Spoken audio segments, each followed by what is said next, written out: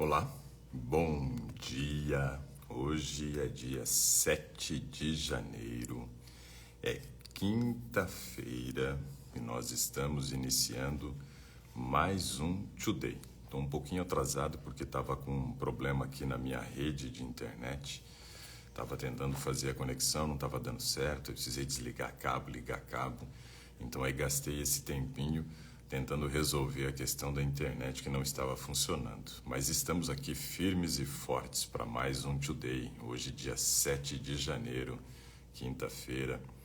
Já estamos fechando aí os 7 primeiros dias do mês de janeiro, ou seja, uma semana já foi. Agora só faltam mais 51 semanas para acabar o ano. O tempo passa rápido, né, pessoal? É muito rápido, muito rápido. Bom, deixa eu cumprimentar as pessoas que estão aqui comigo.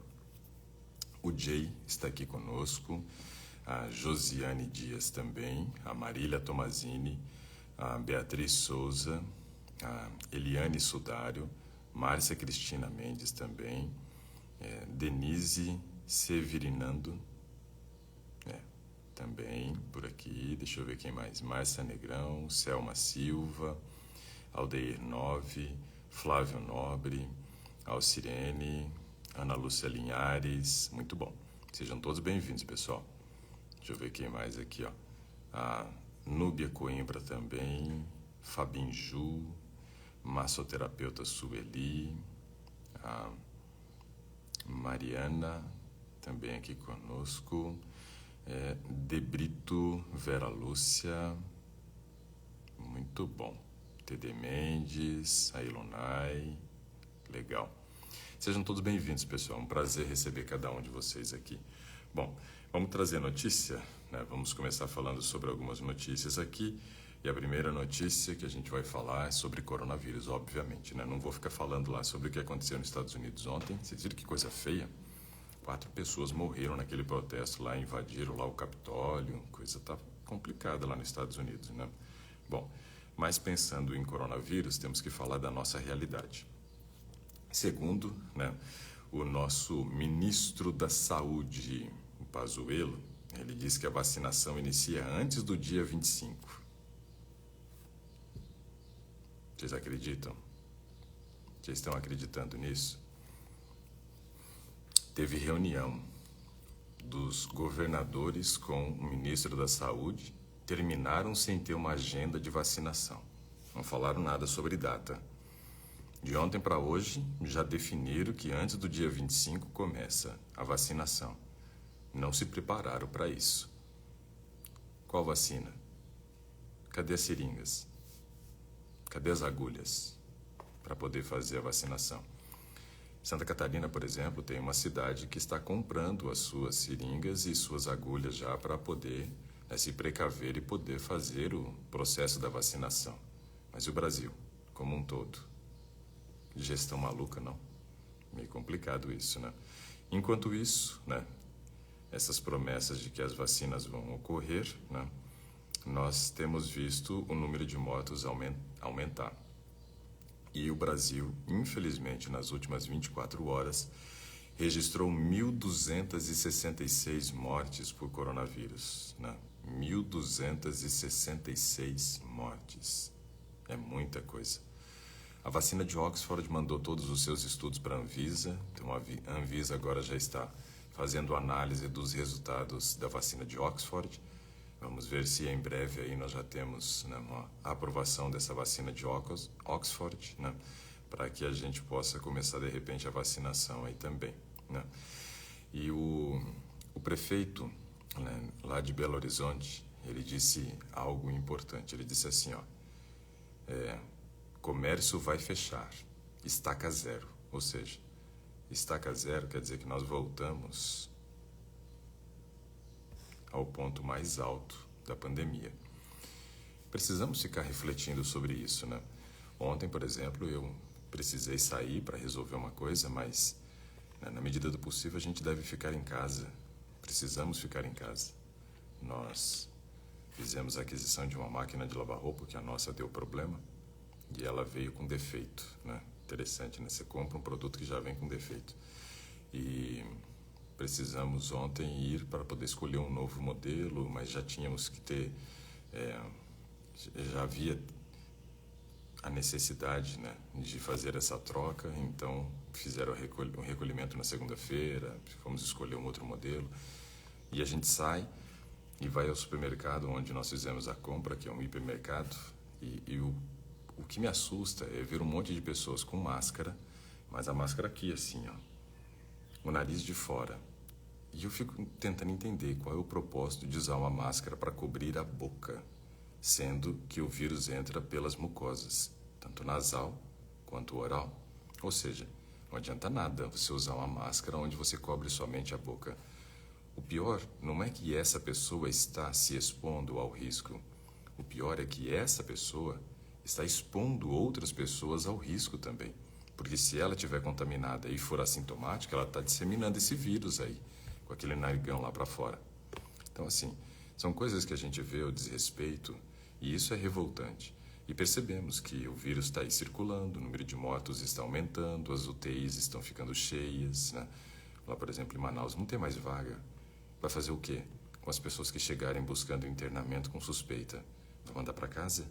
Para morrer em casa, contaminar toda a família?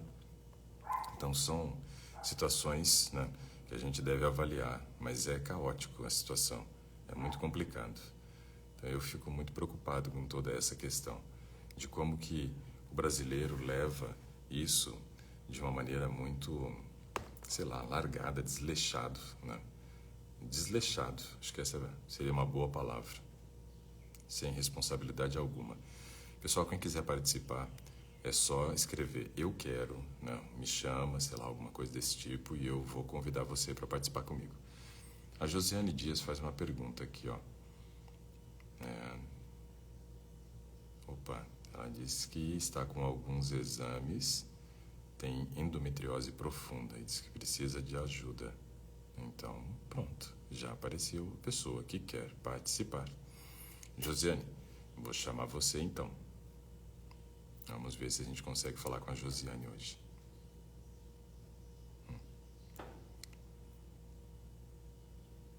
Cadê aqui? Não, da Josiane não deu nem possibilidade de chamar para participar.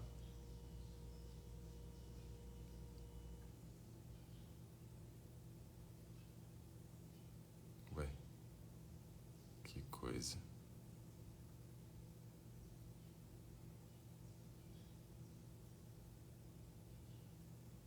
Interessante, ó. Não me apareceu a possibilidade de chamar a Josiane para participar. Por que será? Estranho, hein? Esse Insta de vez em quando apronta umas coisas assim com a gente fica olhando aqui.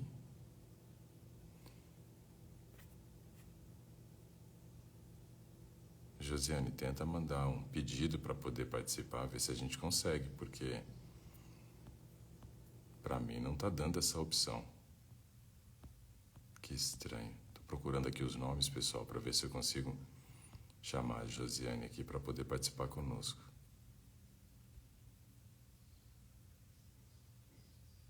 Vamos ver aqui, eu vou enviar uma sortela para ver se dá certo. Antigamente, até ontem, dava certo, né? Clicar Acho no que nome deu da certo. pessoa. Para mim não tá Deu aparecendo aí mais. certo. Mas, opa, agora apareceu. Olá, bom Bom dia. dia. Esse Consegui pelo celular. Estava no notebook. é Tudo bom, doutor tudo bem, mas é Ricardo? muito louco esse Insta, viu? Todo dia ele aparece com uma novidade aqui pra gente, né? E aí a gente fica perdidinho aqui, sem saber o que fazer. Mas que bom que deu certo, né? Gata, que bom. Então, vamos lá, Josine. Conta um pouquinho aí do que são as suas preocupações para eu poder En- te ajudar. Então, doutor, aqui eu fiz uma ressonância magnética semana passada e ela deu. Eu vou para o resultado final aqui, Uhum, né? Ela deu assim, ó, alterações na zona juncional da parede anterior do sim. útero, sugerindo adenomiose. Uhum, Adenomiose. Aí ele continua dizendo, lesão sugestiva de endometriose profunda, comprometendo a cúpula vaginal posterior. o septo reto-vaginal e a parede anterior do reto médio.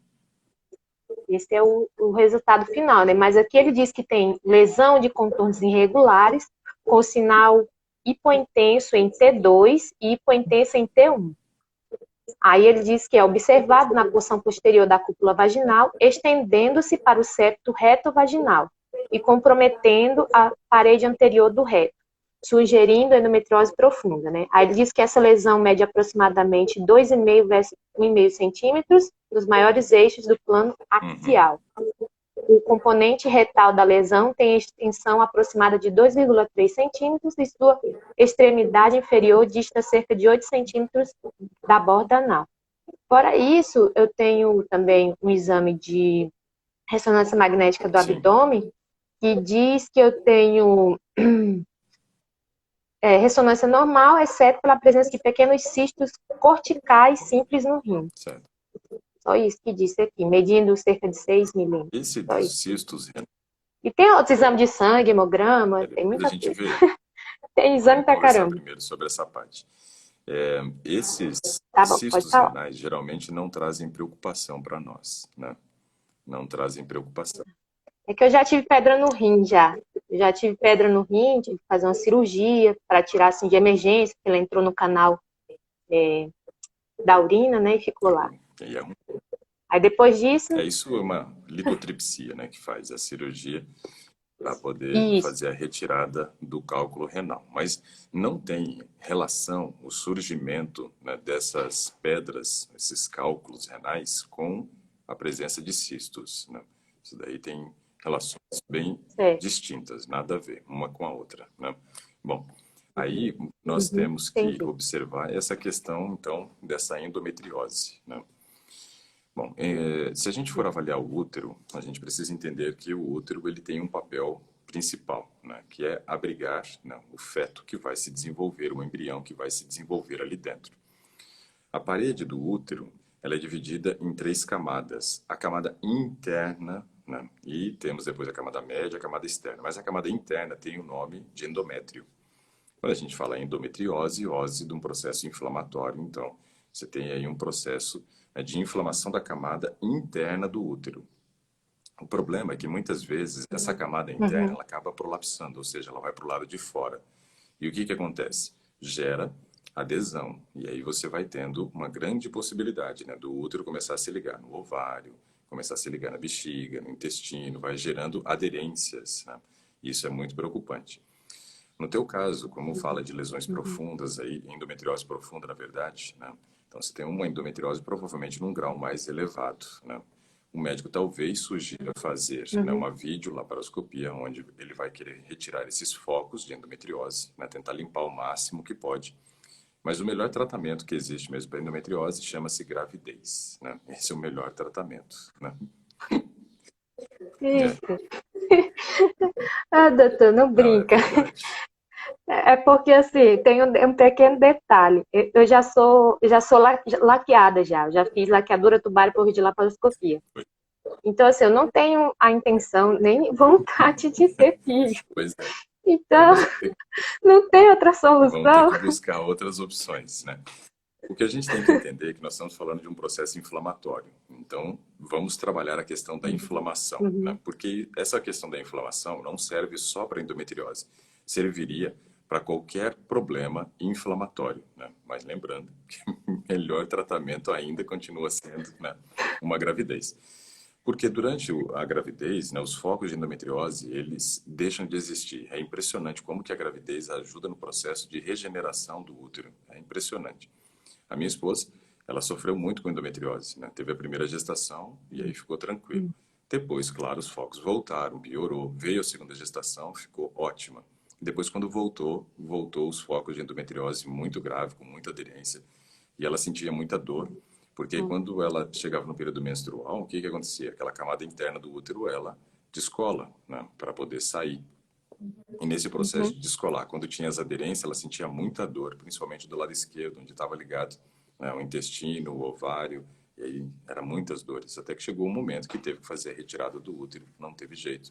Foram 6 meses seguidos com sangramento, e aí complicou demais o caso. No caso dela, era endometriose no grau máximo, né? Então, era bem complicada a situação. Mas veja só, tem alguns aspectos importantes que nós precisamos entender.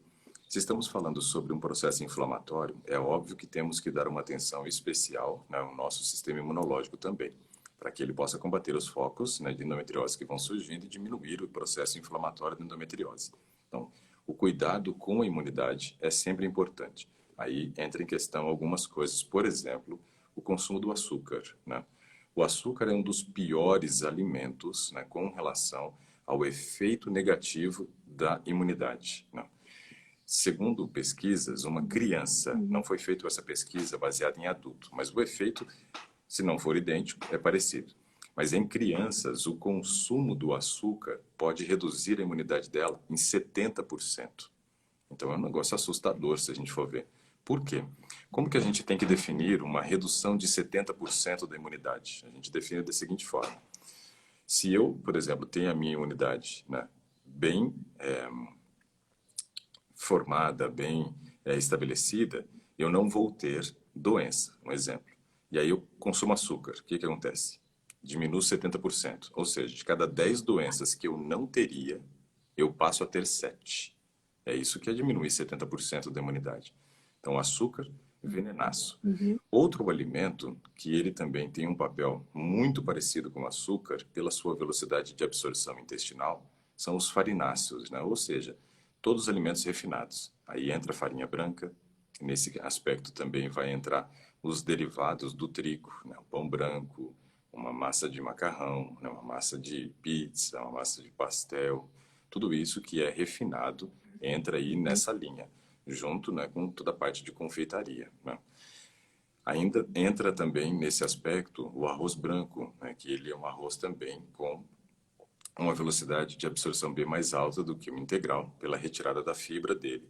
E a batata inglesa, pela velocidade de absorção, também tem um papel negativo aí, porque mantém um nível de produção de insulina muito alto, e o que a gente quer diminuir também essa quantidade de insulina circulante na corrente sanguínea.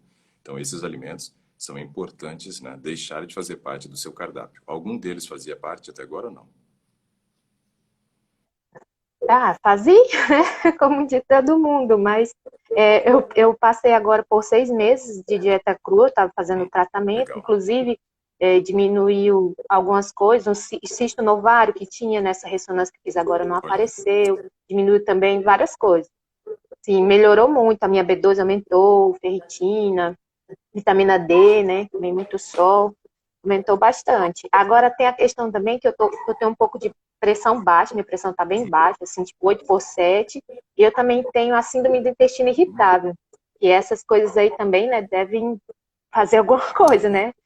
Porque lá no intestino que absorve, né, tudo, essa, deve ter alguma coisa também. Mas eu tô há um tempo sem comer esse açúcar refinado, né, faz 6 meses.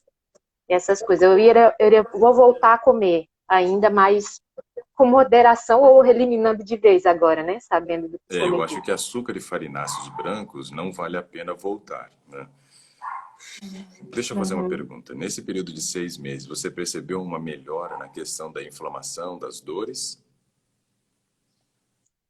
Sim, sim, uma melhora muito grande, porque antes de eu começar o tratamento era horrível, eu não conseguia fazer nada, ficava assim, deitada, prostrada, com muita dor, né? Eu vi muita melhora, com certeza.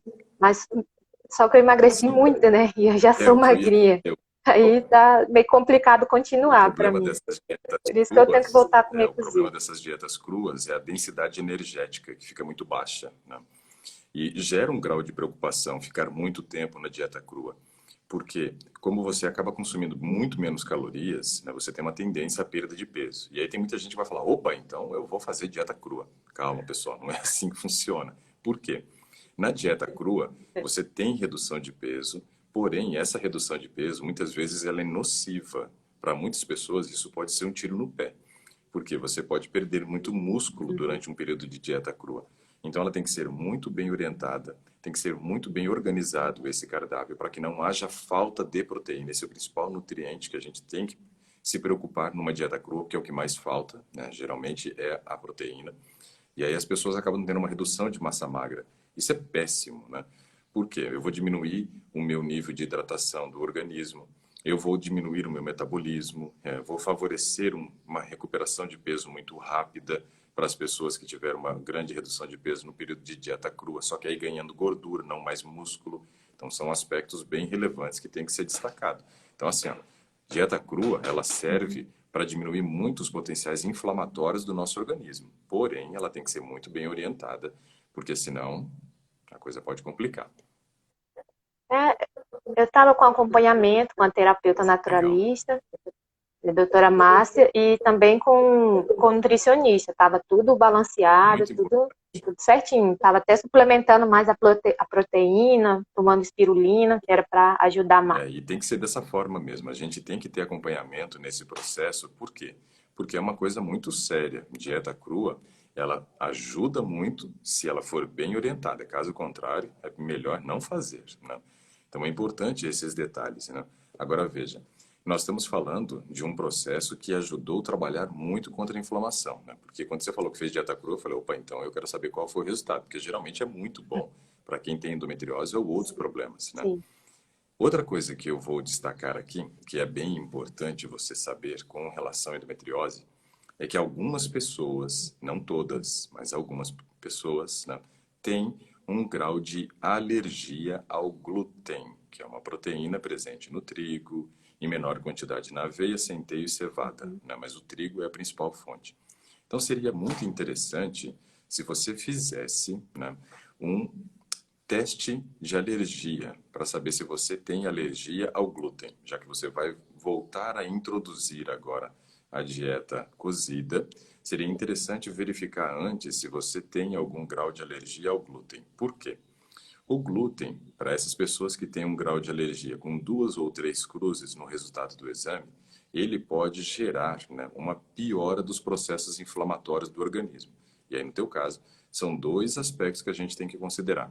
Um, endometriose. O outro, né, a síndrome do intestino irritável aí, que eu vou destacar isso, que isso daqui é uma coisa que me chamou a atenção e, obviamente, me gerou um grau de preocupação, né? Falar de uma síndrome que afeta justamente a região de digestão e absorção é muito ruim, mas vamos conversar um pouquinho sobre isso já já. Então, esse aspecto do glúten, eu acho Tá que bom. vale muito a pena você conseguir fazer, né, uma análise, teste alérgico, para saber se você tem algum problema com relação ao glúten. Se tiver, é bom que a gente já descobre antes de fazer o processo de reintrodução do alimento cozido, e aí nós já evitamos, né, o uso do glúten para você não ter, né, uma recaída, ter uma piora naquilo que você já conquistou de melhora durante o período da dieta crua. Então, esse é um aspecto bem importante, tá? Uhum. Outra questão que eu quero destacar ainda com relação à parte da endometriose, para depois a gente falar dessa síndrome do intestino irritável que você falou que me chamou muita atenção, é o seguinte: precisamos considerar ainda um outro aspecto que também piora processos inflamatórios no organismo, né? Que é a sobra de proteína. Veja, sobra, nós estávamos falando de dieta crua e estávamos falando de falta agora. Só que na comunidade em geral, na população em geral, se a gente for avaliar, nós temos um consumo maior de proteína do que precisamos. E isso acaba gerando, né, uma sobra de aminoácidos, porque a proteína ela é formada por aminoácido. Quando eu gero essa sobra de aminoácido, eu acabo diminuindo o meu pH sanguíneo, pH do organismo como um todo, mas a gente fala pH sanguíneo. Então é importante observar esse detalhe. Por quê? Quando nós partimos para uma dieta cozida, quando partimos para um consumo de farinhas brancas, açúcar e excesso de proteína, por que piora os processos inflamatórios? Justamente porque eles geram um maior grau de acidez no organismo. E é no meio ácido que nós temos todos os processos inflamatórios, todas as doenças se multiplicando. Quando você estava no período de dieta crua, você estava numa dieta que a gente chama de alcalinizante, ou seja, onde ela tende a aumentar o pH do seu organismo. E aí, por isso, nós temos uma redução dos processos inflamatórios.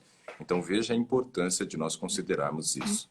Vamos entrar num processo de reintrodução de alimentos, temos que observar se tem alergia ao glúten, tem que observar o consumo do açúcar, o consumo dos farináceos brancos e a quantidade de proteína que se ingere, porque tudo isso pode gerar esse grau de acidez no organismo e piorar novamente os processos inflamatórios. Ou seja, toda a conquista que você teve durante os 6 meses de dieta crua, você pode perder se não observar esses detalhes.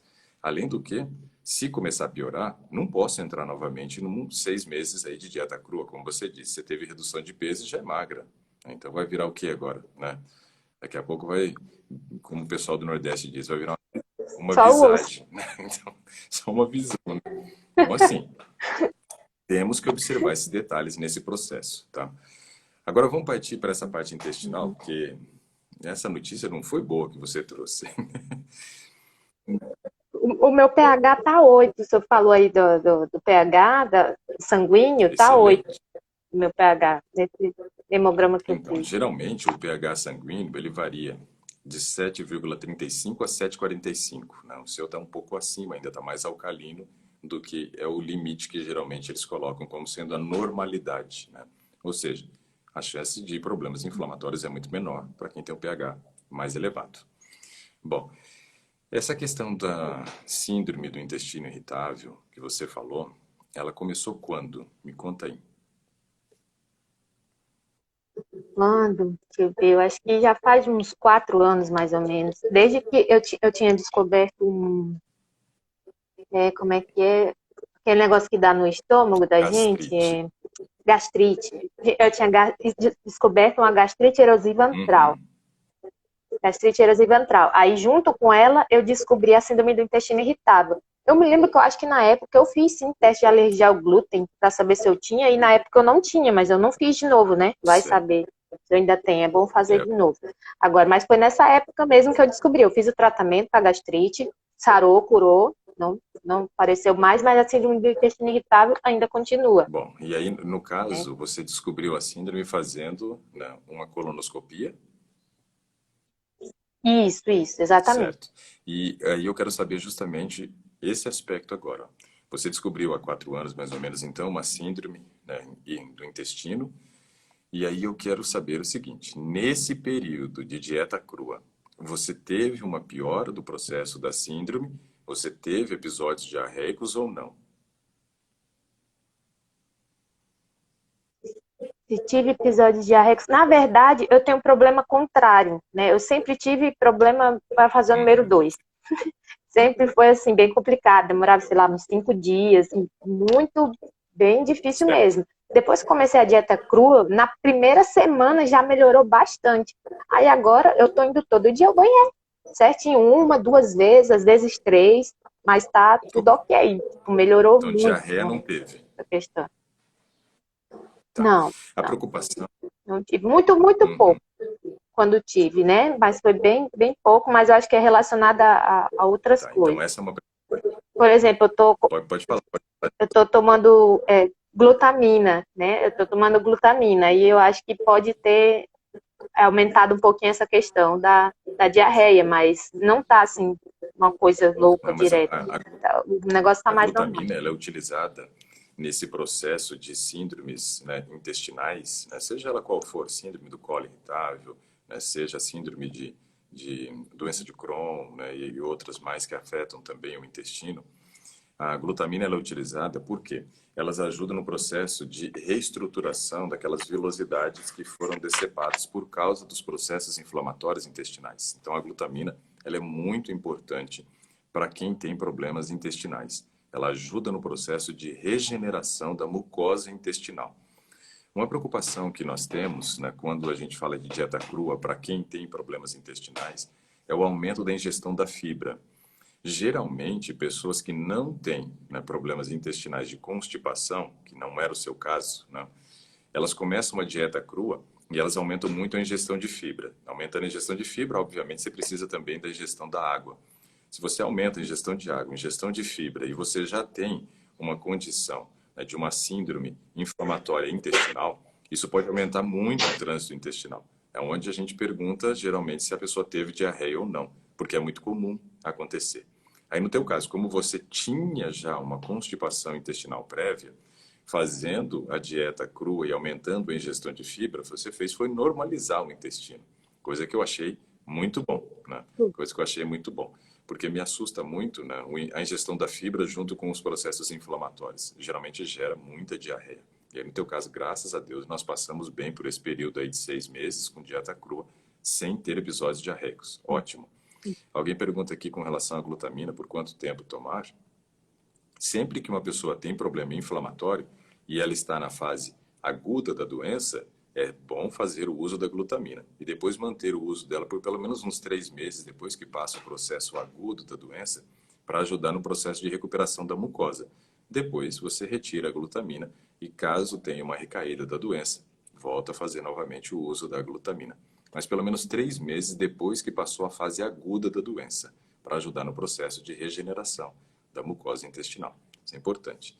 Bom, com relação a essa síndrome, o que a gente precisa destacar? É processo inflamatório, então tudo que a gente já falou antes, que piora o processo inflamatório uterino, também vai acabar piorando o processo inflamatório intestinal. Só que aqui a gente tem algo diferente que precisa ser destacado, que é a questão do consumo dos lácteos, né? O consumo dos lácteos é muito ruim. Tem gente perguntando onde compra glutamina. Olha, eu faço sugestão sempre para procurar na internet, que é onde você encontra os preços melhores. Mas o melhor lugar para se comprar glutamina é nas lojas de suplementos nutricionais para atleta, né? Então, ali é onde você acaba achando por valores mais baixos. E se pode manipular? Pode, só que geralmente fica mais caro manipulado. Então, é melhor comprar glutamina na internet, você acha mais barato. E aí, nesse caso, os lácteos, eles são muito ruins. E aí, José? Fazia consumo dos lácteos antes da dieta crua ou não? Fazia sim. Mas eu já estava fazendo bem pouco, assim, porque como eu tive essa questão da pedra no rim, depois disso eu fiz uma reeducação alimentar, né? Eu fui tirando as coisas devagarzinho. Por exemplo, assim, durante a semana eu não estava comendo carne e nem nada de derivado. Não estava mais comprando leite, queijo, nada, durante a semana, né? Aí no final de semana eu comia ali uma pizza, alguma coisa assim com queijo, né? Alguma carne. Só quando saía assim de casa, esporadicamente, mas não era Farinha direto. branca, né? As duas coisas que a gente tá. Farinha branca, as duas coisas. As duas coisas. Você sabe, As duas esse coisas. processo de mudança, ele não é um processo assim tão difícil quanto algumas pessoas acham, né? Mas é um processo aonde nós precisamos compreender que vamos ter que promover mudanças abrindo mão de coisas que a gente gostava. E não é abrir mão assim, durante a semana não como, final de semana como. O ideal é que a gente trabalhe o processo de conscientização, né? Bom, me faz mal, então tchau para você, né? É um processo de eliminação. Não é um processo assim de pensar, vou, né, deixar de vez em quando, né, esporadicamente e tal. Porque o que a gente tem que entender? Vamos imaginar, por exemplo, aqui a bebida alcoólica. Qual é o grau de segurança para a gente consumir bebida alcoólica? Quanto que eu posso consumir e não vai me fazer mal? Consegue? Nenhuma Pois vez. é. Então, assim, ó, eu gosto muito de uma palavra, que é a palavra temperança, né? E a melhor definição que eu vi de temperança, eu achei, né, num dicionário, e achei muito interessante quando diz assim, ó, temperança é uma virtude, ó, virtude, hein? De uma pessoa que modera em tudo que faz, que não faz escolhas somente pensando no prazer, né? Que se abstém de tudo aquilo que faz mal, né? Que age com moderação, com parcimônia, com equilíbrio. Gostei muito quando fala que é uma virtude. Tem muita gente que precisa desenvolver a virtude da temperança, então, né? Temperança é mais ou menos assim. Faz mal, não consumo. Faz bem, consumo com moderação. Esse é o ideal, né? Claro que leva um tempo para a gente poder chegar nesse nível, mas compreender que se é bom, eu consumo, mas com equilíbrio, com moderação, com parcimônia. Faz mal, eu não consumo. Eu, por exemplo, sei coisas que fazem mal para mim. Eu tenho problemas respiratórios. Eu tenho asma, rinite, bronquite e sinusite, né? Então, assim, dos problemas respiratórios, né? Eu tenho todos. Engraçado que a minha mãe e os irmãos dela têm problemas respiratórios. Só que cada um tem um. Um tem asma, um tem bronquite, um tem rinite, o outro tem sinusite. Eles são em 4. Então, né, cada um tem um problema respiratório. Eu tenho todos. E aí eu falo que eles são a versão básica, eu sou o top de linha, né? Eu vim com a versão completa, né? Todas. E nesse processo meu de mudança do padrão alimentar, se tem uma coisa que foi sofrido tirar para mim, foi um negócio chamado pizza. Por quê? Porque eu amava pizza. Eu ia em rodízio de pizza de 1 a 2 vezes no mês, né? 1 a 2 vezes no mês eu ia em rodízio de pizza. E todas as vezes que eu ia no rodízio de pizza, eu comia 22 pedaços de pizza, né? Pelo menos 1 a 2 vezes no mês. Não, isso daí fora as pizzas que comia durante, assim, um mês esporadicamente, uma pizza e tal, mas rodízio mesmo era 2 vezes no mês, geralmente. E eram 22 pedaços, era 11 salgado e 11 doce, né? Era contadinho ali, bonitinho. E que abrir mão disso. Não é uma coisa que eu vou comer de vez em quando. Porque quando eu fiz a retirada dos lácteos, o benefício que eu senti foi muito grande. Então, o processo de escolha é mais ou menos assim, né? Eu escolho, né, as vantagens da retirada daquele produto, ou eu escolho, né, manter aquele produto e ter aquele sabor e ter aquele momento de prazer, porém não vou experimentar a plenitude dos resultados. É isso que a gente sempre tem que entender. O processo de abrir mão nem sempre é fácil, né? Nem sempre é fácil.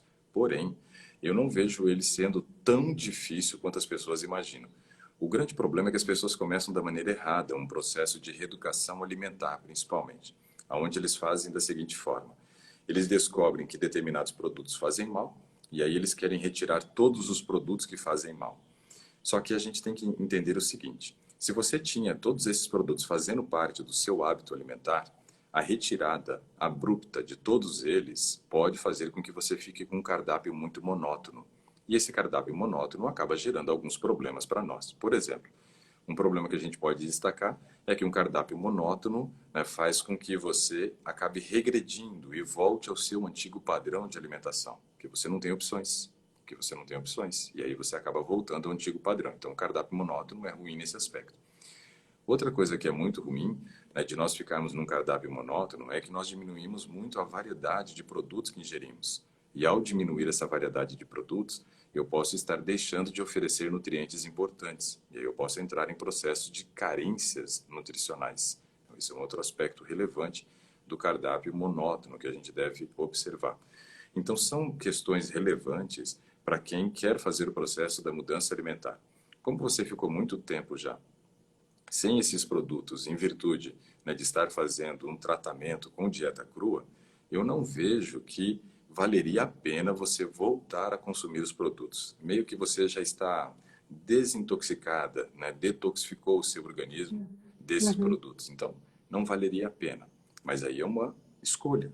E aí toda escolha, ela gera 2 coisas para nós: vantagens e desvantagens. Sempre assim. Não tem como ser diferente. Não tem como fazer uma escolha que só vai me gerar vantagem. Isso é mentira. Não existe. Toda escolha gera vantagem e desvantagem. Então, por que eu faço determinadas escolhas?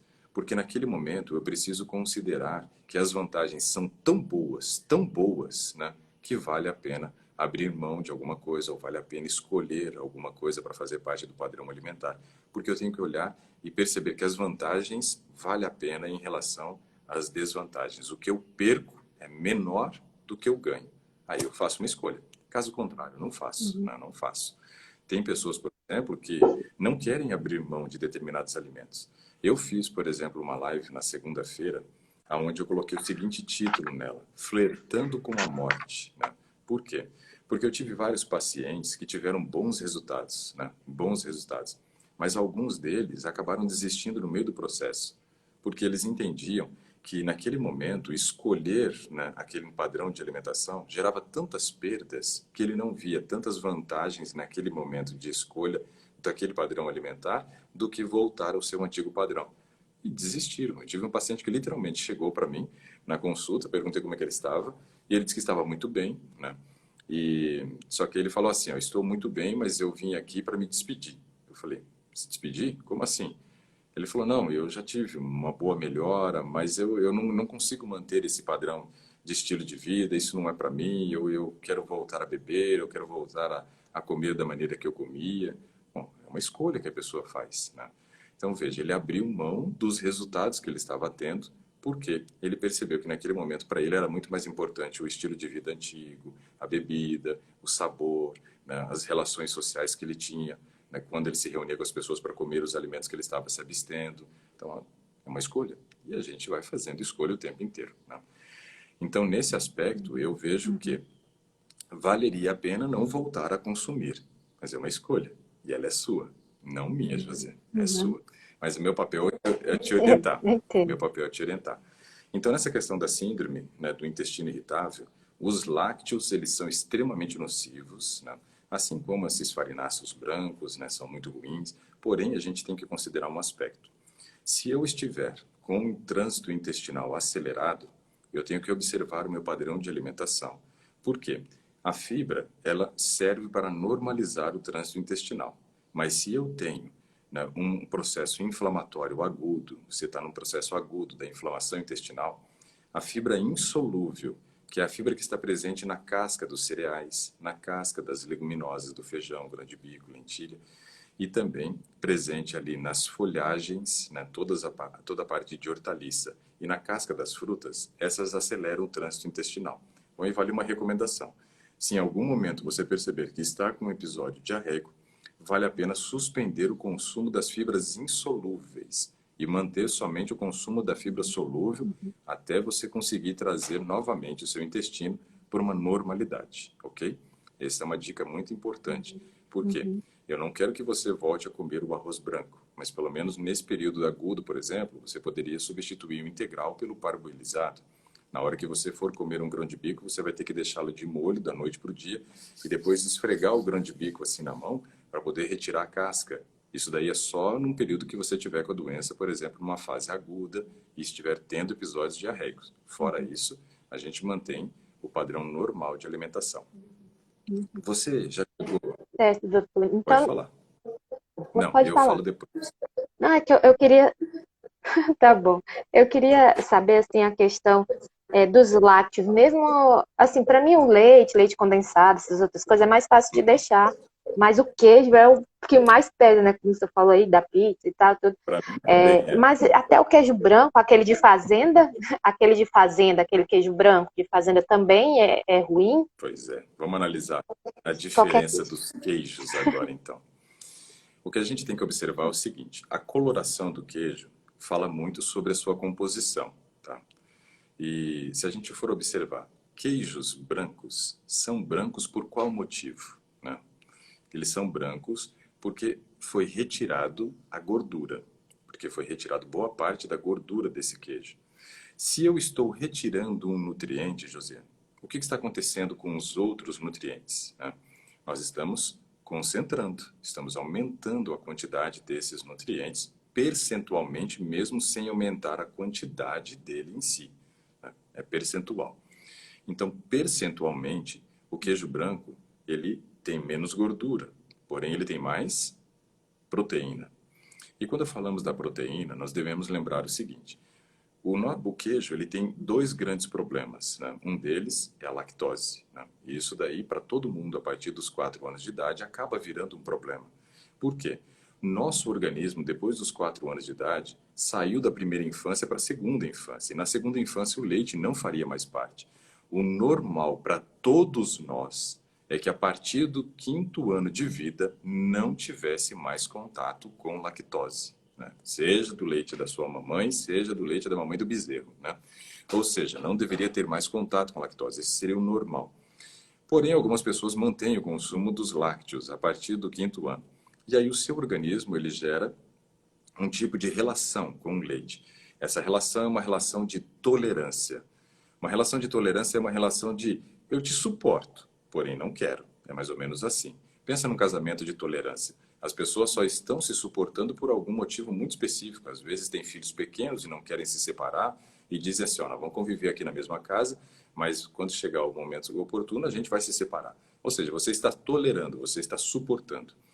A relação com o leite, pensando na lactose, é isso. É uma relação de tolerância, com baixo grau de tolerância, médio ou alto. Quando você tem um alto grau de tolerância, você consome o leite e aparentemente você não tem efeitos colaterais. Claro que você está tendo efeitos colaterais no sangue, não a nível intestinal. Para um médio e um baixo grau de tolerância, aí você já tem muitos efeitos colaterais intestinais, né? Por exemplo, quem tem médio grau de tolerância é aquele que vai ter maior produção de gases ou no estômago ou no intestino, vai ter ou um episódio diarreico ou muitas vezes uma constipação intestinal, né? Então ele vai sentir desconfortos gastrointestinais. Para quem tem um baixo grau de tolerância ao leite, esse é aquele que vai ter que acabar eliminando, porque ele já vai ter diarreia, vai ter muito estufamento, vai ter refluxo, gastrite, tudo correlacionado ao consumo do leite. E para quem não tolera, esse não pode consumir de jeito nenhum, nenhum lácteo. Então, se a gente lácteo, né? Se a gente for observar, eu estou tendo uma relação com o leite de tolerância. É mais ou menos assim, eu não quero, mas estou suportando em algum grau. E esse grau pode ir mudando ao longo da vida. Agora, o grande problema, para quem tem problema intestinal, além da lactose, é nós avaliarmos a proteína do leite. Por que a proteína do leite? O leite, ele tem mais de um tipo de proteína, mas ele tem uma proteína presente no leite, né?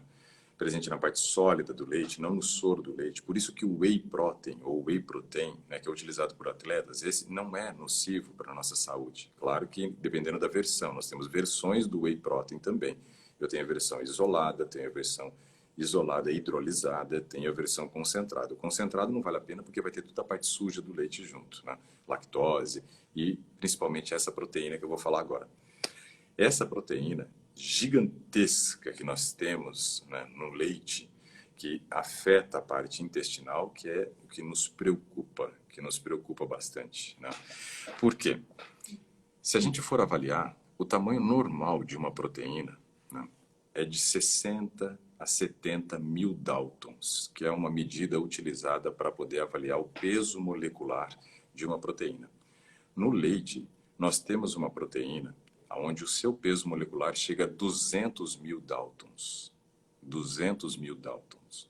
E é mais concentrada essa proteína nos queijos brancos do que nos queijos amarelos, né? Então, o amarelo não é bom por outros problemas, mas também tem essa proteína, né? E aí, o que a gente deve considerar com relação a isso? Se a gente for observar, essa proteína, por ser muito grande, ela mostra para o nosso organismo, né, a intenção do organismo ao fazer a análise dela é compreender que ela é um invasor, ela está invadindo o organismo. Então ela vai piorar os nossos processos de inflamação. Então vai recrutar muito linfócito, muito leucócito, macrófago, neutrófilo, células natural killers, e aí você tem uma piora nos processos inflamatórios do organismo. Então o consumo do leite e seus derivados, ele aumenta processos inflamatórios. Então, essa que é a questão que você tem que avaliar. Então, você vai ter que pôr tudo na balança, José, e ir pesando. Tranquilo, tranquilo. Dá para tirar isso aí. A questão das carnes, né, de qualquer tipo, peixe, de boi, de frango, eu já tinha decidido que ia parar de vez mesmo. Eu estava pensando em continuar, era só com a farinha, que agora já não vou mais, né? E a questão do queijo. E o ovo também. O ovo daria problema? Nesse caso também, o ovo caipira, aquele da fazenda Nesses e tal. aspectos inflamatórios, somente a gema dele que não seria a coisa mais interessante pela gordura saturada que está ali presente. Mas a clara do ovo, não. A clara do ovo não geraria problemas, né? Então, a gente tem que preocupar com a caseína do leite. Essa daí, sim, é terrível, né? Que é essa proteína gigantesca. Eu sei que faz muito mal, mas realmente é complicado, assim, tirar um hábito, né? Que você cresceu comendo isso a vida inteira e, de repente, assim, mudar. Mas vale a pena, sim, pela saúde, tudo vale a pena. Pois é. Essa é boa. Eu também sou. Eu quase tive que procurar, né? Tem o AA para fazer o tratamento, né, dos alcoólicos anônimos, né? Eu tinha que procurar o QA, né? Que era os queijólatras anônimos. Nossa, eu e queijo, a gente era assim, ó. Não posso dizer que éramos amicíssimos, mas éramos muito próximos, porque eu comia muito, porém tinha muito efeito colateral dele. Então ele me fazia mal. Então nós éramos inimigos nesse aspecto, porém muito próximos, né? E era terrível.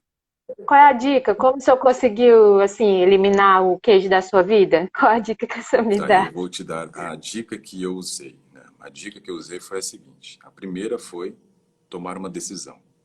Então, estabeleci uma data, né? Tomei uma decisão. Não vou mais consumir, né? E aí, marquei uma data, né? E cumpri a minha data. O problema são as tentações que vêm, né? No período que eu tomei a minha decisão, eu tomei minha decisão na primeira semana que eu pararia de consumir, né, o queijo, na primeira semana de junho, mês de junho, eu lembro, e vou contar para você por que eu lembro. Aí parei de consumir o queijo, tomei a decisão, fazia aí uma semana que eu estava sem consumir queijo. E aí veio dia 16 de junho, era aniversário da minha mãe e aniversário de uma amiga nossa, na mesma data, dia 16 de junho. E aí, então, o que que aconteceu? Nossa amiga nos ligou, né, e disse assim, olha, nós vamos comemorar o meu aniversário na pizzaria, né? Cada um paga a sua e a amizade continua, né? Então, eu falei, meu Uhum. Deus, olha a tentação, né? Uma semana sem comer queijo e agora já tenho, né, esse desafio pela frente, comemorar o aniversário da minha mãe e dessa amiga nossa, na época, né, na pizzaria. E eu fui. Só que eu fui com uma decisão tomada. Então, assim, quando a gente toma decisão, a gente não olha mais para trás, né? Esse daí é o principal aspecto que a gente tem que ter. E claro que isso não funciona para todo mundo, tá, Josiane? Algumas pessoas têm condições de tomar decisões dessa forma, outros têm que ir em outro processo. No meu caso, eu tomei a decisão. E aí fui à pizzaria. Foi tentador? Foi. Ixi, claro que foi. Imagina aquele monte de pizza, com aquele monte de queijo derretido passando na frente. Nossa, aquilo foi terrível. Porém, eu tomei minha decisão. E eu, depois que eu tomo a decisão, não fico voltando atrás, não. O que que aconteceu? Naquele dia eu comi somente macarrão, óleo e alho. Você conhece macarrão óleo e alho? Acho Uhum, que conheço. geralmente você conhece macarrão alho Sei. e óleo, não é? Bem simples. Alho, esse Você é não óleo e alho. Tem tem muito muito alho. óleo esse aqui. Entendi. Então esse era diferente, era óleo e Esse... alho, não era alho e óleo, né? Eles Ixi, colocavam o macarrão no ixi. prato, o macarrão chegava a escorrer assim nos cantos, na borda do prato. Parecia lombriga andando no prato, Hum, assim, de tanto óleo que tinha, escorria. Meu Deus, nunca vi um negócio daquele. E aí eu fui e que comi horror. só esse macarrão, óleo e alho, né? Óleo e alho. Não comi a pizza. Naquela mesma semana, isso daí foi num sábado à noite. Na semana seguinte, meu sogro e minha sogra, né, a gente morava em Maringá na época, eles chegaram de Brasília em Maringá. E aí minha sogra falou assim, ah, a gente queria ir naquela pizzaria. Eu falei, meu Deus, aí vocês estão também de zoação comigo, né? Agora que eu parei de comer, só vem convite para ir na pizzaria. Final de semana seguinte, estávamos nós onde? Na mesma pizzaria. E eu comendo de novo macarrão, óleo e alho, né? Óleo e E alho. depois disso, tomei essa decisão, acabou. Aí não consumi mais, né? Parei. Só que aí o que que acontece? Uma coisa acaba acontecendo nesse processo, Josiane, e é bem importante a gente destacar. Quando nós fazemos algumas decisões, né, com relação à mudança de padrão alimentar, nós temos que entender que provavelmente os convites, né, dos amigos eles comecem a minguar, né? Os amigos podem minguar também, né? Ou seja, a nossa comunidade de amizade ela tende a mudar, ela tende a mudar. Então, pessoas que a gente tinha muita afinidade, que a gente saía sempre para poder consumir determinados produtos, elas começam a deixar de nos convidar para ir, né? Aí vai ser uma luta nesse aspecto. Você vai e vai pedir alguma coisa específica, diferente para você, ou você vai e vai manter o mesmo padrão para poder manter a amizade, né? Eu posso dizer que meus amigos, infelizmente, mudaram, né? Infelizmente, eu digo porque eu perdi grandes amizades, né? Perdi de estar próximo de pessoas que realmente eu gostava, né? Nesse processo de mudança. A gente vira meio que um motivo para chacota, para alguns, o pessoal tira sarro, só que eu não ligo para isso, né? Não ligo para isso com as brincadeiras que o pessoal faz. Mas esses aspectos, eles também fazem parte do processo da mudança. Então, nossos amigos tendem a mudar, né? André, a Eu gente acaba sei. virando ET, né? Pois é, mais ou menos Diferente, é né? diferente. Ah, tu não come carne, não sei o quê. Já fica assim. Tu não come Não, queijo. e Aí aí é eles complicado. perguntam Mas assim, assim, os meus não amigos come isso, mais você come o próximos, quê? Né? Dá a impressão de que não sobra mais nada para comer, né? é, Engraçado que a gente já fez três tem cursos, muita né, opção. ensinando as pessoas a cozinharem, que a gente chama de gastronomia vital, 1.0, 2.0 de Natal. E eu estava fazendo a conta, nós já temos praticamente 80 receitas ensinadas. 80 receitas. Então, quando perguntarem o que que você come, né, eu vou falar, ó, compra meus cursos que você vai saber o que eu como, né? Porque lá, só lá já tem 80 receitas. E olha, 80 receitas é um leque gigantesco, brutal, que se você for trabalhar as combinações dessas receitas no dia a dia, você já tem cardápio montado aí para vários meses, né? Verdade, doutor. Não, quanto a isso, eu não me preocupo muito, porque os meus amigos são bem compreensíveis, sabe? Eles até comentaram assim, ah, vamos fazer uma pizza vegana para Josi, vamos fazer um negócio, vamos fazer um espetinho de alguma coisa, assim, bem assim, legal. E para você eu vou fazer diferente, eu sei que você não está podendo comer isso, mas mesmo assim a gente vai se reunir e você come outra coisa, a gente dá um jeito. É Então, bem isso é legal, muito assim. bom. Tenho muitos amigos É compreensíveis, bom quando a graças a gente se Deus. sente acolhido, né? O processo de acolhimento ele é importante na vida, né? E isso daí vale em todas as áreas, o acolhimento físico, o acolhimento mental, social, espiritual, né? Emocional. Então é importante a gente se sentir acolhido, né? E esses relacionamentos sociais, eles dão suporte muitas vezes quando a gente se sente acolhido para a gente manter as nossas decisões e ajudar. Eu me lembro de uma menina que estudava comigo quando eu estava fazendo nutrição e ela fumava. E ela tomou a decisão de parar de fumar. E dentro da casa dela era ela, a irmã, o pai e a mãe. Todos os quatro eram fumantes. E ela tomou a decisão de parar de fumar, porém, né, não tivemos aí é, o suporte, Apoio. o apoio, né, da família. Além de não ter o apoio da família, teve boicote ainda. Olha o que o pai dela fazia. Ela, porque quando todos fumavam dentro do apartamento, né?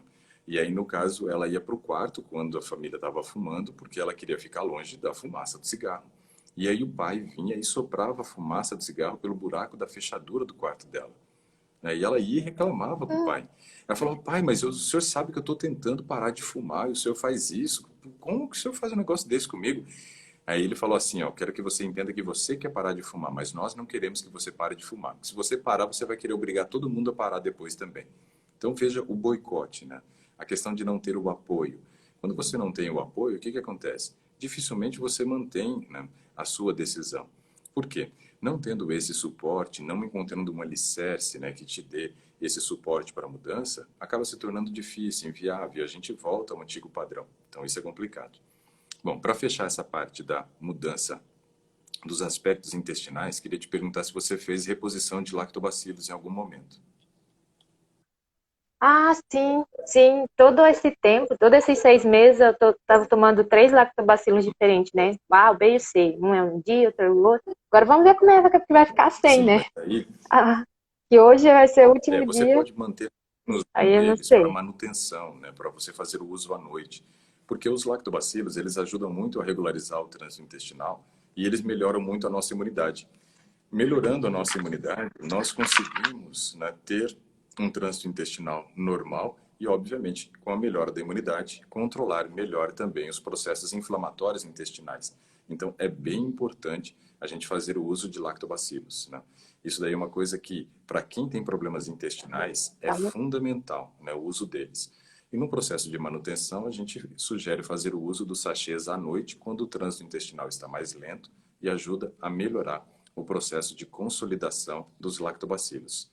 Falando em lactobacilos, ainda quero Certo. destacar mais um último aspecto aqui dos processos inflamatórios, mas agora não correlacionado ao intestino. Voltando à questão da endometriose, mas é que eu esperei o momento certo para falar. Existe hoje uma Uhum. linha de lactobacilos para a gente fazer a suplementação deles, pensando na questão intestinal. E existe uma outra linha de lactobacilos voltado para mulheres, que são lactobacilos específicos que são encontrados ali na vagina da mulher. E isso é muito importante. Por quê?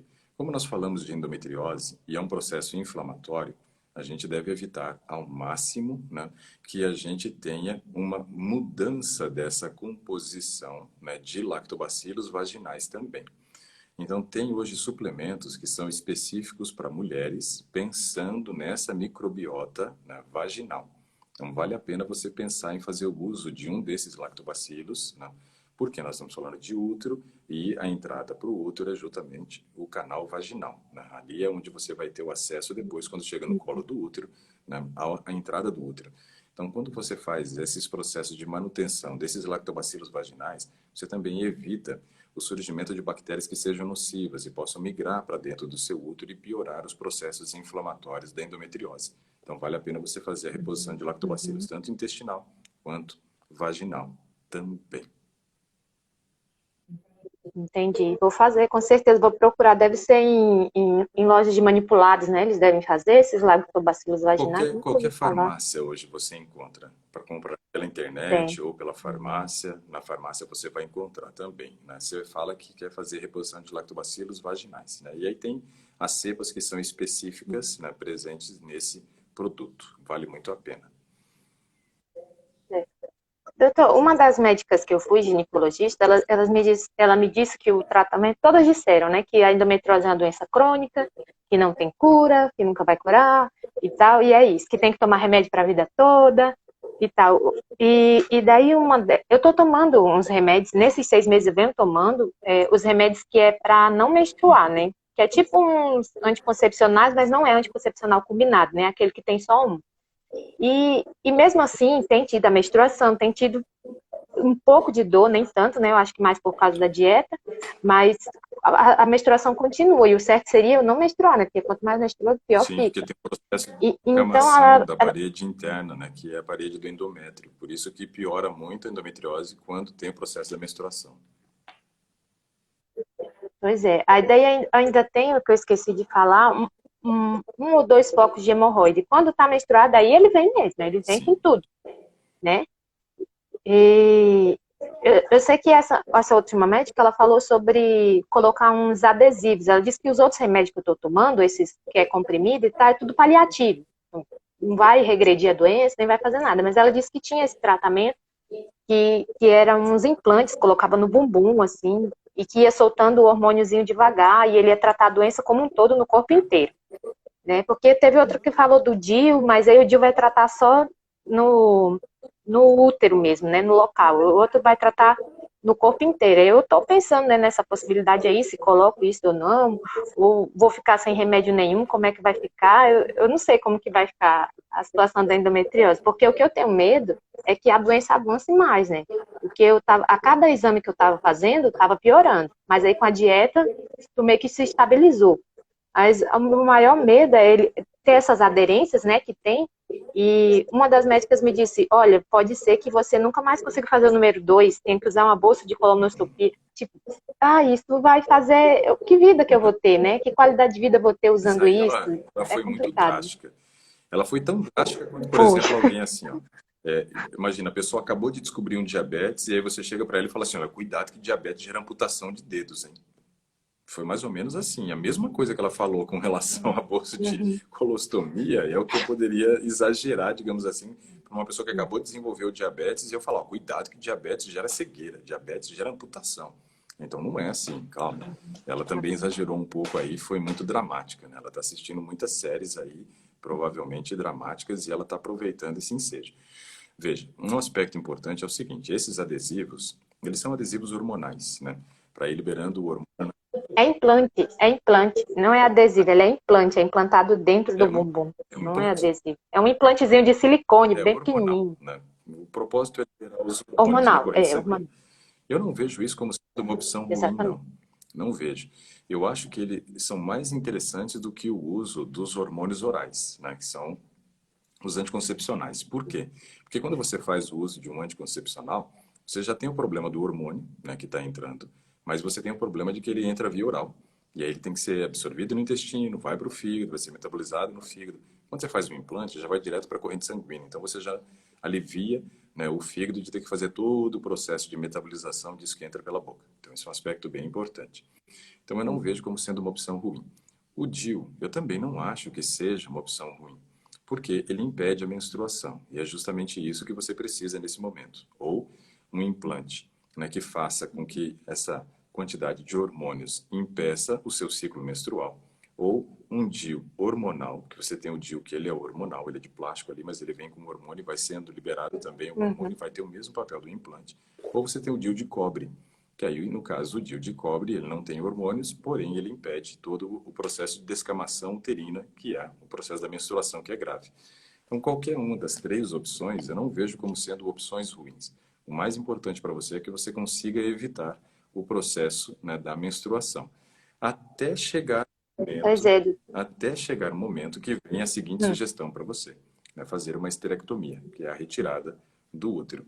Porque o fim da grande maioria das mulheres, né, que tem endometriose é a retirada do útero. E depois que retira, acabou-se o problema, né?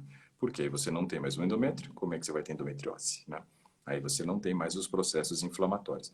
Então, para mulheres que estão decididas a não ter mais filhos e já têm mais de um é, filho, porque geralmente quando se tem um só, eles não fazem também a esterectomia. Então, para mulheres que já têm 2 filhos ou mais e não querem ter mais, né? Sugestão, retirada do útero, mantendo os ovários, porque os ovários vão produzir os hormônios, vão dar a sustentação hormonal que a mulher Uhum. precisa até chegar o momento da menopausa. Minha esposa fez a retirada do útero e o problema acabou. Claro que algumas aderências que existiam, ainda às vezes, quando ela vai espirrar, ela tem que se preparar para espirrar. Se ela não se preparar, ela sente dor, principalmente do lado esquerdo, né? Ou seja, não tem mais descamação, não tem mais menstruação, não tem mais dor, não tem mais nada, né? Então, a retirada do útero para minha esposa É. foi uma benção, apesar de que eu gostaria que ela tivesse mantido a casinha por mais tempo para ver se eu conseguia colocar mais uma filhinha lá dentro, né? Queria 3, fiquei com 2, mas está ótimo. Mas o importante era a saúde da minha esposa naquele momento, né? Entendo. Pois é, doutor, já usei o DIU de cobre faz mais ou menos uns 2 anos, 2, 3 anos. E foi horrível para mim. É porque é uma questão de adaptação, né? Vai de organismo para organismo. Nossa, foi muito fluxo sanguíneo, muita dor, muita dor. Eu não aguentei ficar 3 meses, não consegui. Mais do que isso, pedi para tirar. Aí o DIU o outro DIU, que é o de hormônio, eu tô pensando em nem colocar ele, porque assim, a médica falou que ia tratar só ali dentro, né? Já o implante ia tratar o todo, né, no corpo inteiro. E é melhor realmente do que passar pelo fígado e tal, essas coisas. Só que daí eu tô tratando com várias doutoras, sabe? Uma disse que eu não tinha nada, outra disse que eu tinha, outra disse que era melhor isso, outra disse que era melhor aquilo. Aí a gente fica meio assim, né, confuso, Pois é. não sabe nem o que Eu, fazer. Mas assim, a eu retirada do testaria o útero, implante, viu? Antes da retirada do útero. Hein? antes da retirada do útero. Pois é, uma falou sobre isso, só que as duas, aliás, todas, falaram que, no meu caso, não tem jeito. Não tem cirurgia que dê jeito. Mesmo tirando o útero, elas disseram que a doença ainda vai continuar, então não adianta tirar o útero. Então, aí eu não sei, né? Eu já Eu não fico meio sei, assim. Porque se fosse, eu já tirava logo, eu já veja não só. é. Como eu falei, eu já estou decidida mesmo, Se então. você retira o útero, Mas aí, se não for melhorar, eu vou ter que continuar tomando remédio, então não adianta tirar o útero se eu tiver que todas as continuar mulheres tomando remédio. com Eu não gosto de endometriose tomar que remédio. eu conheço, que fizeram a retirada do útero, o problema acabou. Por quê? Endometriose, a gente tem que tentar entender a palavra então. É ose, É do inflamação do endométrio, né? endométrio. O endométrio é a camada interna do útero. Se eu retiro o útero, se eu não tenho mais endométrio, como eu vou dizer que a doença vai continuar? O que vai continuar inflamando para que eu tenha endometriose se eu não tenho mais o endométrio para gerar inflamação? Né? Talvez eu tenha aqueles focos de endometriose, aí eu tenha que fazer a retirada do útero e depois, de repente, mais uma vídeo para poder limpar aqueles focos de inflamação que ficaram grudados, de repente, com aderência na bexiga, né, no intestino, no ovário. Fazendo essa limpeza, eu não consigo imaginar a doença continuar existindo se eu não tenho. É a mesma coisa assim, ó. Eu tenho um dente podre, né? E aí eu tenho que fazer canal nesse dente, tenho que fazer a extração do dente. Mas aí eu vou no dentista e ele diz assim, olha, não adianta você fazer canal e fazer a extração do dente, porque vai continuar tendo o problema do dente podre, mesmo depois que você tiver tirado o dente podre da boca. Seria mais ou menos assim, estranho, não é? Como é que eu vou ter o problema do dente podre É, se eu não tenho mais ele? Se eu já fiz a cirurgia, já fiz a extração, já fiz o canal, já matei a raiz do nervo, como é que eu vou continuar tendo o problema do dente podre? Né? Ó, a Catiana disse assim, eu tirei o meu e estou muito bem. Né? Então, tá aí. É interessante a gente pensar. então E a é questão isso. da avaliação. Eu acho que pode ser uma opção fazer um implante, né, de silicone lá onde você vai ter os hormônios sendo liberados Uhum. direto na corrente sanguínea, porém, né, aí tá falando assim, mas se as células estiverem em outras partes do corpo? Então, geralmente são as aderências, né, que precisam ser feitas, retirada É, depois com uma videolaparoscopia. A minha esposa tinha muita aderência, intestino, bexiga e ovário. Tirou, limpou direito, acabou, né? Na própria esterectomia, na retirada do útero, quando ela é feita aberta, que você tem que fazer a cirurgia, eles já fazem a retirada dos focos junto com o útero, né? E aí eu não vejo mais essa uhum. questão do problema, né? Não consigo enxergar mais o problema É, existindo. entendi. Então, qual é o conselho que o senhor me daria? Eu usar os implantes por um ano, porque é por um ano, né? E depois coloca mais um ano, todo ano tem que pagar de novo. E é caríssimo. Uns 4 mil e pouco. Bem pesado. Mas, ou já retirar logo o útero de uma vez. Decisão, Josiane. Você Decisão, tem, né? do, Porque, como eu lhe você disse, tem dois caminhos. eu. Uhum, um implante, uma retirada. Mas é como eu lhe disse, decidida assim, a não ter filho, eu sempre estive, né? Não é à toa que eu já fiz até a laqueadura tubária, né?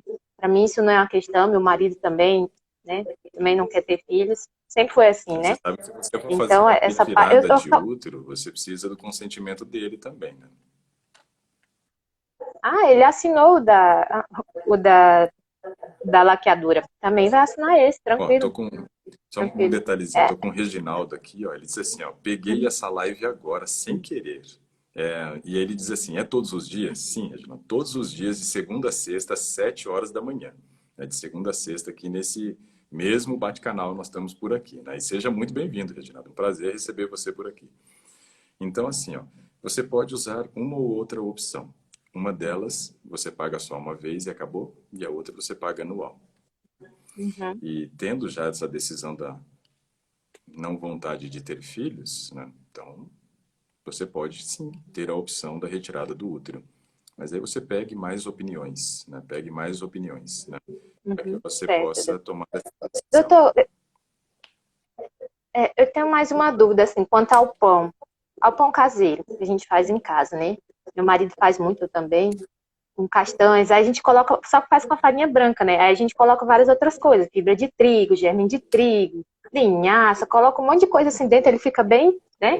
Cheio de coisa. Seria a mesma coisa ou melhor seria mesmo fazer com o trigo integral do que com a No farinha seu branca caso, de a trigo? vantagem do trigo integral seriam duas, né? Colocar o trigo integral como substituição, mesmo que fosse parcial do trigo branco, tá? A primeira vantagem, menos acidez, né? Porque o trigo branco ele tem uma absorção muito mais rápida intestinal, produção de insulina maior, e a gente sabe que produção de insulina é um problema, Uhum, né? E o segundo aspecto é que o trigo integral ele tem menos concentração de glúten, então o pão não vai crescer tanto, obviamente, justamente por causa da falta do glúten, uhum, aonde você não tendo o glúten, você não consegue fazer aquelas redes que prendem o CO2 e promovem o processo de crescimento, né, do pão. Então é importante a gente entender que o glúten está mais presente, mais concentrado na farinha branca. E se você colocar o trigo integral, você vai diminuir a quantidade de glúten, que pode ser um problema para você, no caso da endometriose. é, vou fazer o teste. Vou fazer o teste com certeza, doutor. É porque, assim, eu também vivo, é uma questão, né? Assim, eu e o meu marido, a gente falando sobre isso. Não, mas não tem problema, a gente coloca tudo de volta, as fibras de trigo, coloca germe de trigo. Tipo, eu digo, não, mas aí tá devolvendo uma coisa que tirou da farinha branca, né? E tal. Ele, não, mas ainda assim fica bom, porque é muito caro farinha de coisa. Tem que procurar uma farinha sem glúten, sem ser branca e tal, alguma coisa assim, ou sei lá, outro substituto, né, pro pão de Bem, cada você pode dia, fazer enfim. pão com farinha de milho, ela é pobre nutricionalmente, mas pelo menos não tem glúten, né? Ou fazer um pão que você use aveia, que tem Uhum. muito menos glúten, né? Não vai crescer tanto, mas em termos de nutriente, vai ser um pão extremamente nutritivo. É isso aí. Gosto muito. Tô vendo a hora que a gente até É isso. avançou um pouco mais. Hoje também eu comecei um pouquinho mais atrasado, porque a minha internet não estava funcionando. Eu cheguei aqui na sala todo feliz para começar o Today, né? Faltando aqui, acho que 5 minutos, e aí liguei e nada. Falei, ué, cadê a internet, né? E aí fui mexer em fio, para cá, para lá, fui no outro modem, mexi, lá estava dando certo, aqui não estava dando, não entendia por quê. Aí eu desliguei a impressora.